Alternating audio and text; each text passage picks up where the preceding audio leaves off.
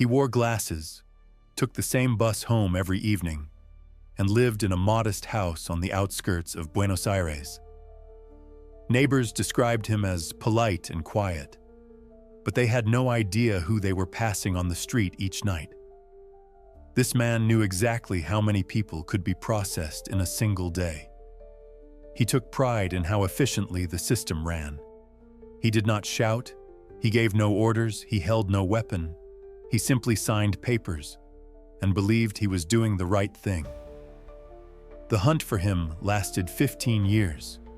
He was tracked across continents, through shifting regimes, and behind a silence that hid thousands of names. He thought he had outrun time. He was wrong. In this video, you will discover how one blind man saw clearer than an entire intelligence agency, how bureaucracy became a weapon, and what the man himself said when the truth became louder than the archives. But most of all, you will hear the sentence he spoke before it all ended.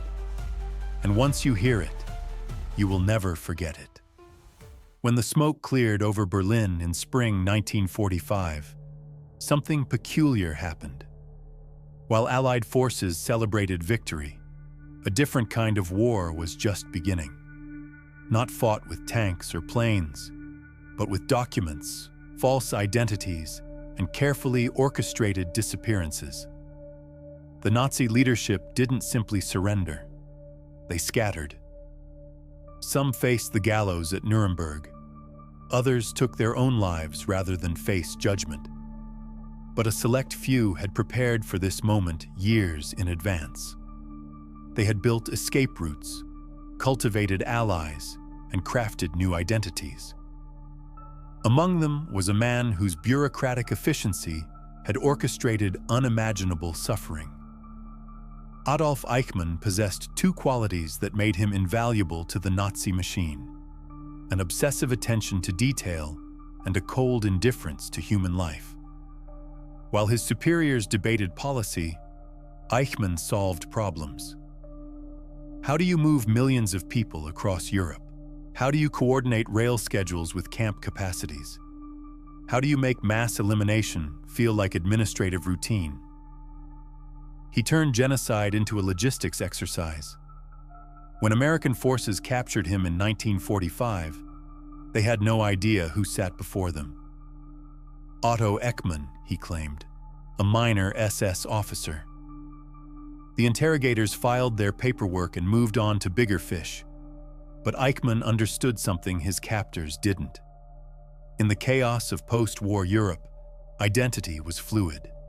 Names could be changed, histories could be rewritten, and patient men could disappear entirely.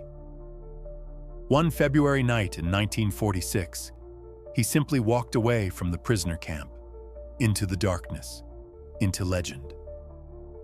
The Catholic Church, they say, believes in redemption. But redemption for whom? In the aftermath of the war, a network emerged that would become known as the Rat Line. Officially, it helped displaced persons find new homes. Unofficially, it provided something far more valuable to certain individuals: a second chance at life. Eichmann spent 4 years in hiding, moving between safe houses, waiting for the world to forget. By 1950, his patience paid off. The international appetite for Nazi hunting had waned. New enemies had emerged. The Cold War demanded different priorities. Argentina beckoned like a promised land. Juan Perón's government welcomed German immigrants with open arms and few questions. The country needed technical expertise, and former SS officers had skills that translated well to industrial development. In July 1950, a man named Ricardo Clement boarded a ship in Genoa. He carried papers identifying him as a technician seeking work in South America. The documents were immaculate. The story was believable. The man himself had almost forgotten he had ever been anyone else. 2 years later, his wife and 3 sons joined him in Buenos Aires. They settled into a modest house on Chacabuco Street. becoming part of the city's growing German-speaking community. But secrets have a way of surfacing, and some wounds never heal. Lothar Hermann lived in a world of shadows, but his mind remained sharp. The beatings he'd endured at Dachau had stolen his sight, not his memory. When his daughter Sylvia brought a young man home for dinner, Hermann listened with the intensity of someone who had learned to survive by paying attention. The boy introduced himself as Nick Eichmann. He spoke about his father with casual pride, mentioning his wartime service as if discussing the weather. Most people would have dismissed such talk as teenage boasting. Hermann did not. Months passed. The Hermanns moved to a different neighborhood, but the name Eichmann echoed in the blind man's thoughts. When Sylvia read him newspaper articles about Nazi war criminals, one name made his blood freeze. Could it be the same man? The question consumed him. He began his own investigation, relying on his daughter's eyes and his own intuition. They tracked down the boy's family, discovered their address, confirmed their identities. But who would believe a blind man's suspicions? German authorities were compromised. Too many former Nazis had found comfortable positions in the new government. Hermann needed allies who shared his hunger for justice. He wrote to Fritz Bauer, a Jewish prosecutor who had made hunting war criminals his personal mission. The letter that crossed the Atlantic would change everything. Israeli intelligence operates on a simple principle. Jews can only rely on themselves for protection. When Fritz Bauer approached the Mossad in 1957, he found eager listeners. But intelligence work requires more than enthusiasm. It demands proof. The first reconnaissance mission failed spectacularly. A single agent spent 2 weeks watching the house on Chacabuco Street, saw no one matching Eichmann's description, and concluded the lead was false. How could someone so important live in such squalor? The agent had forgotten something crucial about fugitives. They hide in plain sight. Bauer persisted. He connected the Israelis with Hermann, whose blindness initially made them skeptical. But the old man's information proved valuable. He and Sylvia had discovered something the professionals had missed. 2 names appeared on the electricity bills for the Chacabuco Street house: Dagoto and Clement. Clement. The name meant nothing to the Israelis. Not yet.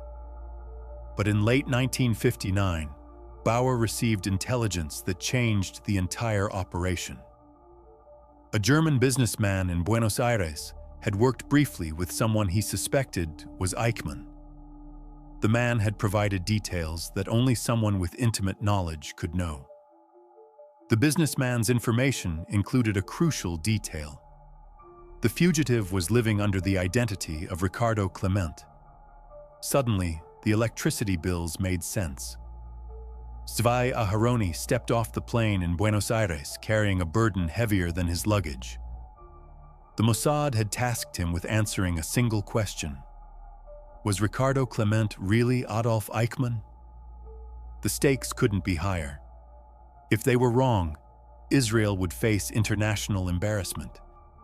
If they were right, they had the chance to bring one of history's greatest criminals to justice. Aharoni's investigation began with disappointment. The Clement family had moved from Chacabuco Street. Their new address remained a mystery. But Aharoni understood that people leave traces. He recruited local assets, Juan and Lorenzo, who could move through Buenos Aires without attracting attention. Their breakthrough came through Dito, one of the Clement sons, who worked at a nearby garage. The young man matched the description of Eichmann's son, Dieter. More importantly, he let slip a crucial detail. Their family name wasn't really Clement. It was Eichmann. Days later, Aharoni positioned himself near the family's new house on the outskirts of Buenos Aires. When a middle-aged man appeared at the property, Aharoni knew he was looking at his target. The confirmation message he sent back to Israel was written in invisible ink. 3 words that would launch one of the most audacious operations in intelligence history.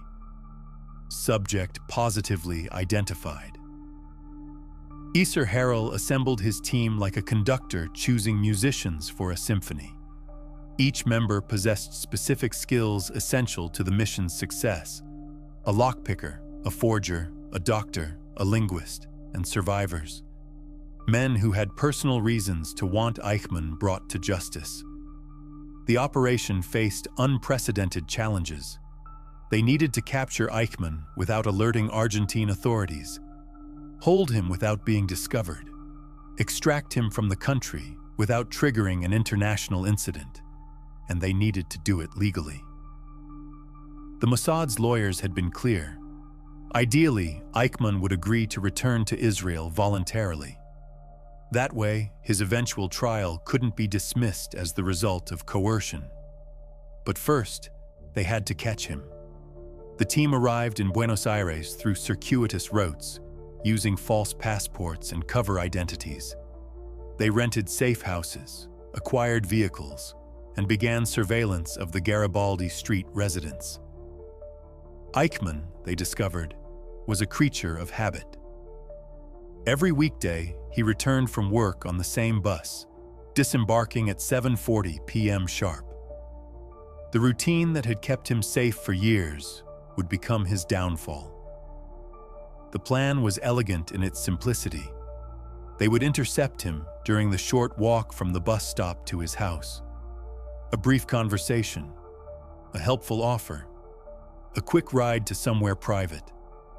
But intelligence operations rarely unfold as planned.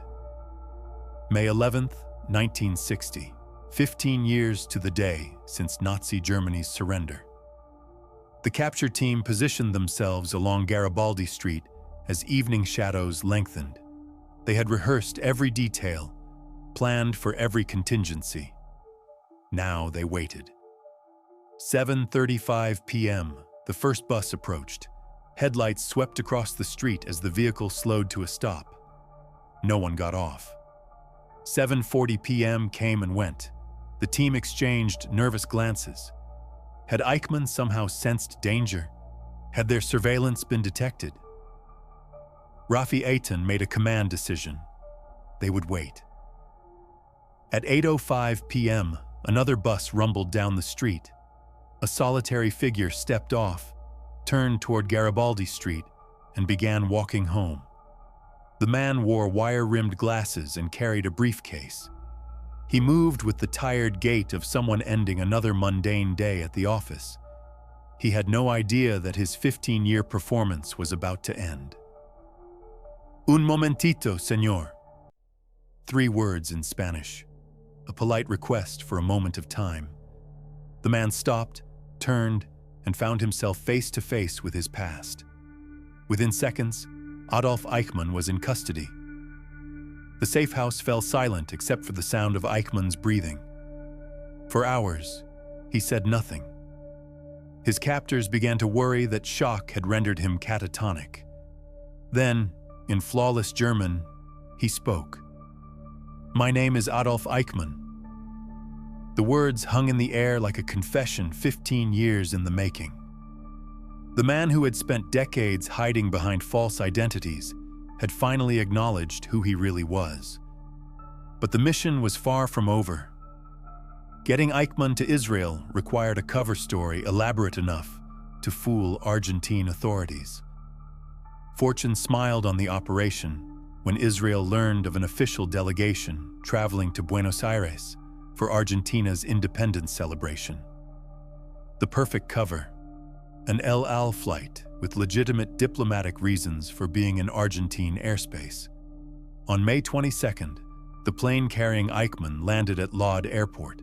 The next day, Prime Minister David Ben-Gurion stunned the world with an announcement that would reverberate through history. Adolf Eichmann was in Jewish hands. In the months before his capture, Eichmann had grown increasingly paranoid. Strange cars lingered too long on his street. Unfamiliar faces appeared at his workplace. His survival instincts, honed by 15 years of hiding, were screaming warnings. What the Mossad agents didn't know was that Eichmann had been developing contingency plans. Through contacts in Buenos Aires German community, he had identified safe houses in Paraguay and Chile. False documents were being prepared. The network that had brought him to Argentina remained active, helping other fugitives establish new identities across South America. Former SS officers had become businessmen, priests, teachers. They maintained contact through coded letters and secret meetings. 2 weeks before his capture, Eichmann received a coded message through his contact at Mercedes-Benz. The message contained a single word in German that translated to winter. It was the signal to prepare for immediate evacuation. But Eichmann hesitated. His wife Vera had finally grown comfortable in Buenos Aires. His sons were establishing their own lives. After decades of running, the prospect of starting over again seemed overwhelming. On May 10th, the day before his capture, his handler visited the Garibaldi Street house.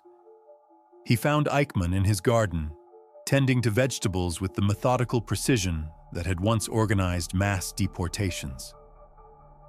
"You need to leave tonight," the man told him in German. "My sources say someone is asking questions about you." Eichmann looked up from his tomatoes, dirt on his hands, and made the decision that would seal his fate. "Tomorrow," he said. "I need one more day to arrange things with my family." Tomorrow never came. The safe house on Maximo Paz Street became a stage for one of history's most extraordinary interrogations. For 9 days, Zvi Aharoni sat across from the man who had orchestrated the transportation of millions to their demise. Eichmann's initial strategy was denial through technicality. He admitted his identity but minimized his role. He was a logistics coordinator, nothing more. He followed orders. He processed paperwork. But Aharoni had spent months preparing for this moment. He carried with him a folder containing testimonies from survivors, documents from Nazi archives, and transcripts of conversations Eichmann had had with a Dutch journalist in Argentina. The breakthrough came on the 3rd day. Aharoni read aloud from a document Eichmann had signed in 1944. It authorized the deportation of Hungarian Jews to Auschwitz.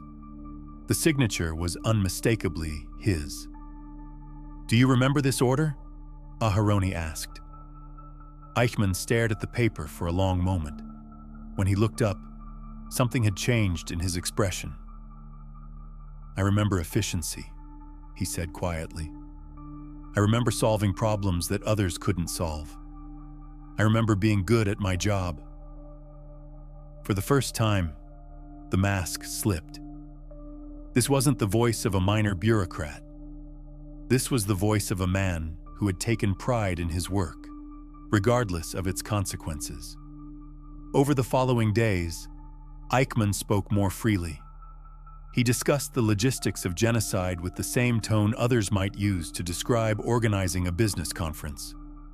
The technical challenges, the coordination required, the satisfaction of completing complex tasks. On the 7th day, when Aharoni asked if he would voluntarily return to Israel to face trial, Eichmann agreed without hesitation. "I always knew this day would come," he said. "I've been preparing for it longer than you might think." The trial that began in April 1961 was unlike anything the world had ever seen.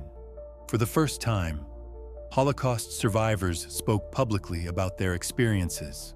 Their testimony, broadcast globally, forced humanity to confront the full scope of Nazi crimes. Eichmann sat in his glass booth, claiming he was merely a bureaucrat who arranged train schedules. But the evidence told a different story. Documents bearing his signature, testimonies placing him at crucial meetings, records of his meticulous planning. The prosecution presented over 1,600 pieces of evidence. 110 witnesses took the stand.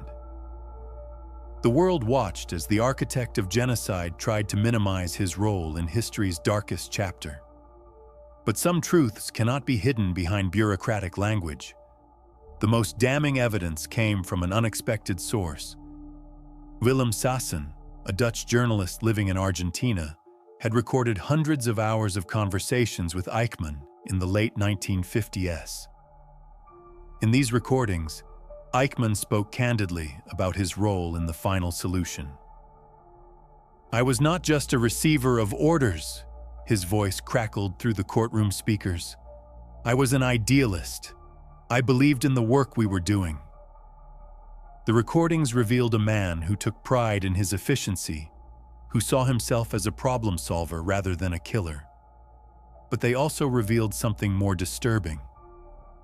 Eichmann understood exactly what he was doing and felt no moral conflict about it.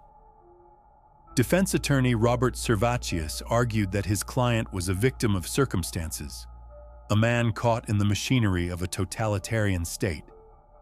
But the recordings made that defense impossible to sustain. On December 15, 1961, the court delivered its verdict. Guilty on all counts. Crimes against humanity. Crimes against the Jewish people. War crimes. On May 31, 1962, Adolf Eichmann was executed. Eichmann's capture exposed something that intelligence agencies had long suspected, but never proven: the existence of a vast network that had helped Nazi war criminals escape justice and establish new lives across the globe. The investigation that followed his arrest revealed how former SS officers had transformed their wartime networks into post-war survival mechanisms. They established businesses, infiltrated governments, and created new identities for hundreds of war criminals. The safe house searches revealed documents that implicated dozens of other fugitives. Names, locations, new identities.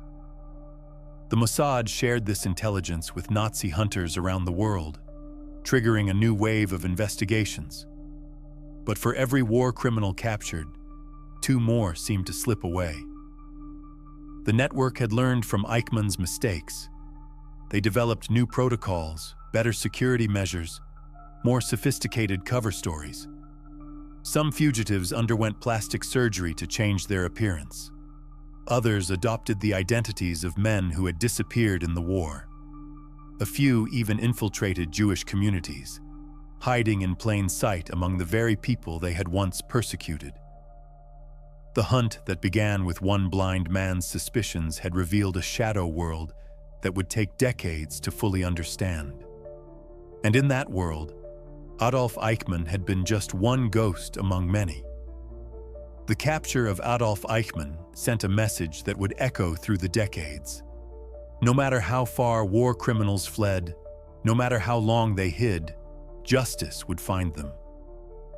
But perhaps more importantly, the trial gave survivors a voice. For 15 years, many had kept their experiences locked away, too painful to share. Now, with the world watching, they spoke for themselves and for the 6 million who could no longer speak. The blind man who started it all, Lothar Hermann, had seen what others missed. Sometimes, the clearest vision comes from those who have learned to see with their hearts rather than their eyes. In the end, Adolf Eichmann's greatest mistake wasn't hiding in Argentina. It was believing that time could erase the consequences of his actions. Some debts can never be forgiven. Some hunts never truly end. And sometimes, justice wears the patient face of those who refuse to forget.